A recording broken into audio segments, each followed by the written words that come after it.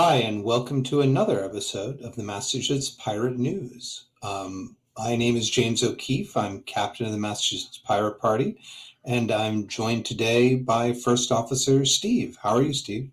Doing well, Jamie. Thank you. Wonderful to hear. So, coming up next weekend is the Boston Anarchist Book Fair, and we will have a table at it with Digital Fourth, aka warrantlist.org. Um, and do come by, say hello to us. And if you want to go and volunteer to be at the table and introduce participants to the Pirate Party, by all means, there's a link in the description. Please fill out the form. And, so there'll be several of us there, and we'd always love additional folks to come by and help. But they're also going to have, and if you're looking for a link, I'll put in the description, but if you go to our page, our sign-up page, there'll be a link to it there. But in addition to having various organizations tabling at it, they will also have various online and in-person talks, and additionally there'll be a set of online talks this upcoming week, if I recall correctly. Unfortunately, we won't be able to do one this time due to other events getting in the way, but we look forward to hopefully being there next year. So with that, If I can interject, there's please, Steve. one more really cool thing about the Boston Anarchist Book Fair. Books. You can get lots and lots of books and zines, and there's like a good pile of reading material that I always find very interesting. I do a lot of my book shopping there, so it's worthwhile for that too.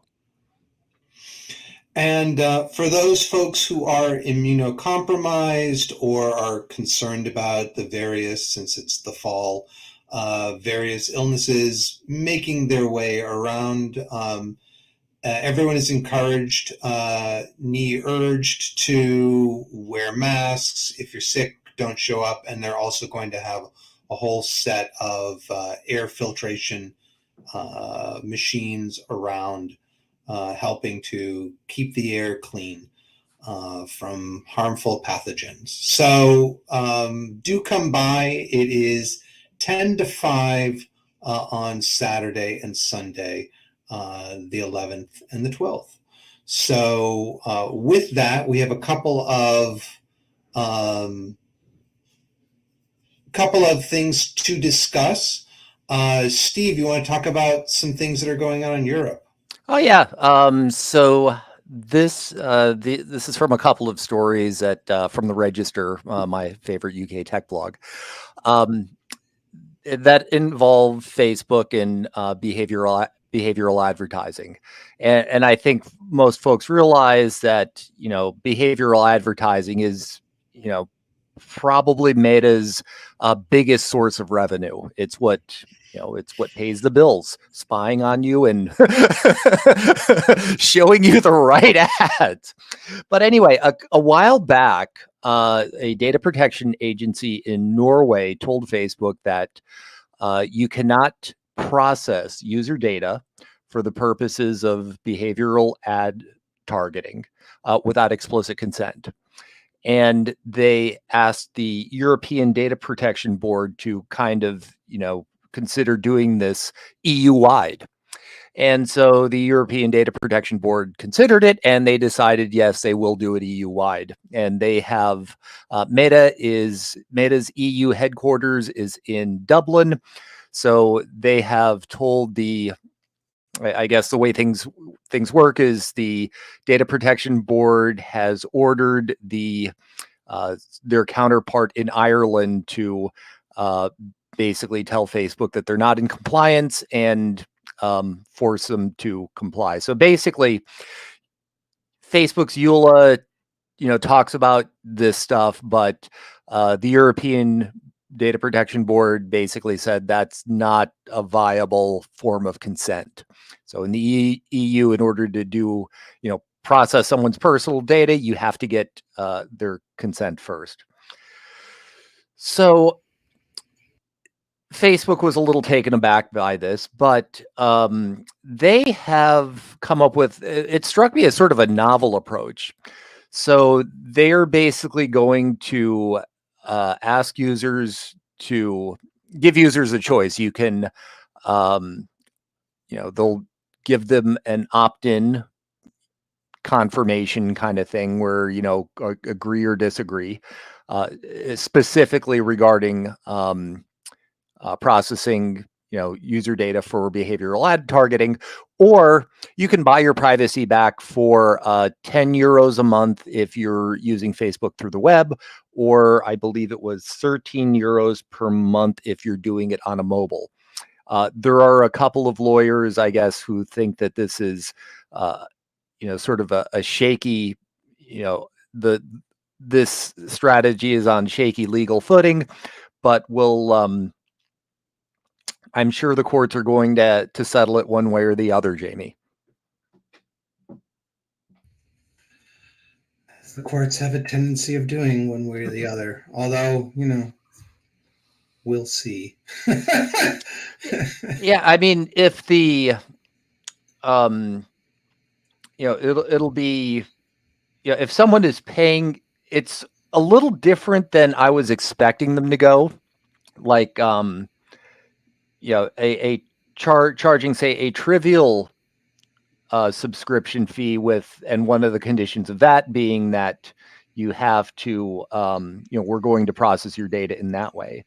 But they're actually, it's like $10 a month, or not, well, 10 euros a month, which is probably more than $10. I haven't been keeping track of exchange rates lately. I think it's $1.2 to the euro. All right, so it's like $12 a month or 14.40 and change. No, 12 or $15 a month, depending on whether or not you're using mobile or web. Sometimes we've joked about privacy belongs to those who could afford it, and I guess this is here we go. That sentiment is on display in quite a literal fashion. I mean, I'm curious to see if they actually keep to that, or if they're still going to gather data on people.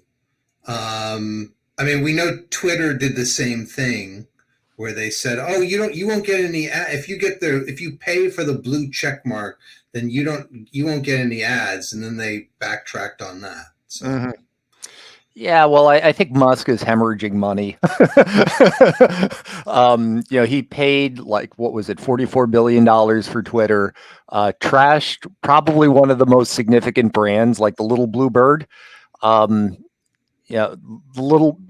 He sort of like tossed out the entire company's branding and went with something that looks like an old X11 logo. And it's actually a Unicode character. Yeah, and now I think the market cap, Twitter's gone private now, so it's not really market cap, but the estimated worth of the company is is under 20 billion. So it's been, I stopped using it as it was just, it was after a couple months, it was crap enough that it's just like, yeah, this isn't enjoyable, but I digress. Yeah, I need to use it less. I will say that one of the ways that I have managed usage in the past is to create subject lists and on different topics, and then kind of look through that. Yeah. So you're not getting the whole feed of everyone. And that's helped. I mean, I have a feeling if Twitter gets rid of lists or makes it, lists are a premium feature, then it's like, yeah, I'm not going to use this anymore, because it's I won't be able to find the things that I care about. They'll just be either they'll algorithmically have their own biases, or it'll be the main feed, in which case it'll be whomever posts the most is the most seen. Yeah, So. yeah. So I know Musk was thinking about making posting a premium feature. Have they done that yet? Yeah, so my understanding was, what was it, New Zealand and some other place, they were going to say if you wanted to post, you had to pay them the equivalent of $1 a year, which, like, who would want to give, like, sure, I'll mail you a check for $1, but I can't see giving them credit card information and address and Yeah, all of this stuff. Who knows where yeah. that data is going to go? I mean, we'll see. Blue Sky is kind of neat. Hmm. Um, it has its utility, and Mastodon, of course, is useful Hmm. as well. So And Facebook, I guess, launched a product called Threads to sort of imitate Twitter, and they're running into problems in the EU because apparently Threads is a registered trademark over there.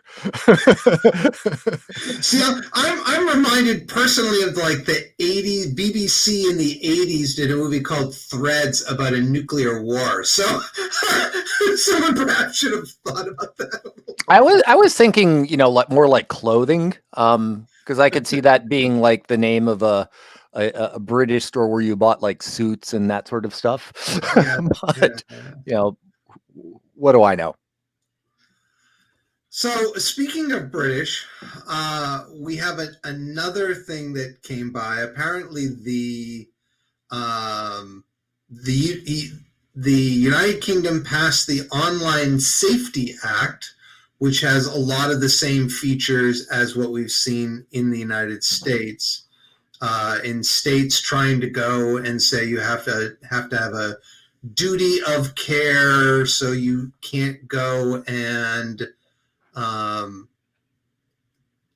which is just going to result in.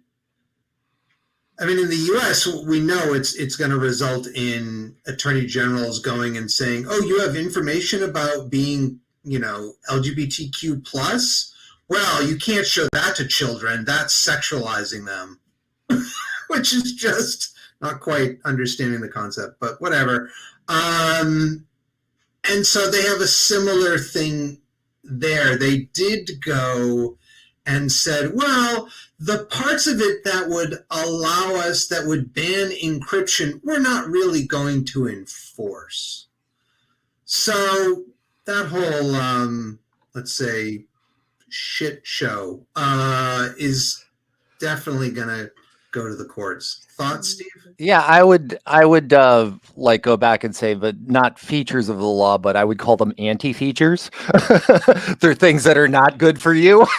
um, the bit about encryption I thought was absolutely hilarious, where they basically there's something in the law that um, I, I guess it's I don't know the actual language, but I presume it's one of these things where, hello, service provider, you must have the ability to decrypt, provide us with the content of any message, even if it was encrypted.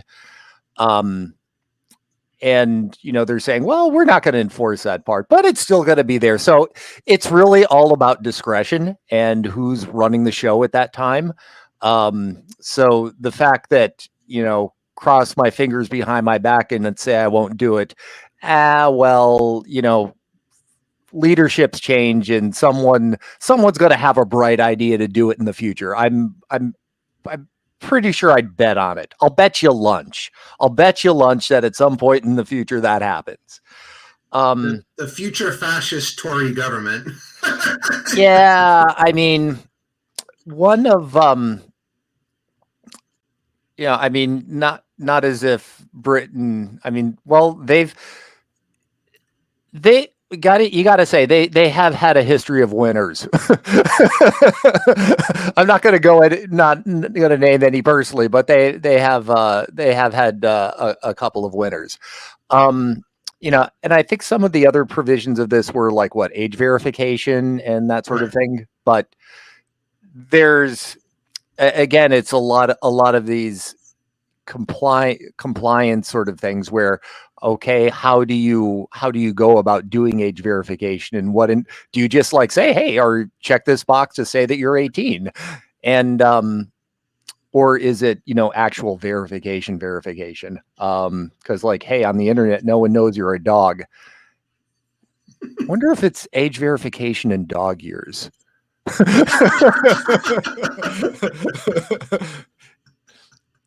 Yeah, well, it's I there's hey, if there's room to argue it, let I think well, that's a facetious argument, but what the hell? Yeah, I mean, just having to go and give your, in order to go to, I don't know, PG-13 sites or something like that, Mhm, you have to give your contact information or something. It's just, mhm. it's just a bad plan whatsoever. Um, so with that, one final thing, we folks might have noticed that um, Hamas attacked Israel and killed 1,400 people, and so the Israeli government has decided that they're going to bomb so far a good portion of Gaza, killing, last estimate I heard was 9,000 people, most of which are civilians. So we're working on a statement about that. And if you're interested in helping us to formulate it, by all means, join our activist list. There's a link in the description. Um, the Pirate Party International came out with a statement as well recently, so you can check that. You can check out PPI for that.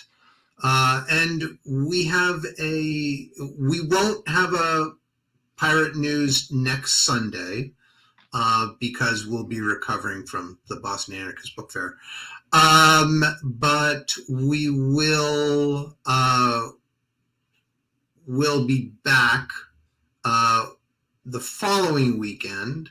And additionally, we'll have a meeting a week from this Thursday.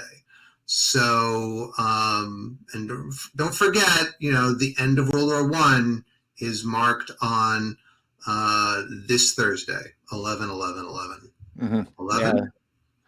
I 11, 11, forget if 11. it's the 11th hour or the 11th minute of the 11th hour. Yeah, three 11s. 3/11s. Okay. All right. Actually, no, Um, you were. Oh, that's a question. 11th minute of the 11th hour of the 11th day of the 11th month, something like that. Yeah, Although I'd hate to like die in that little window. 11 minutes.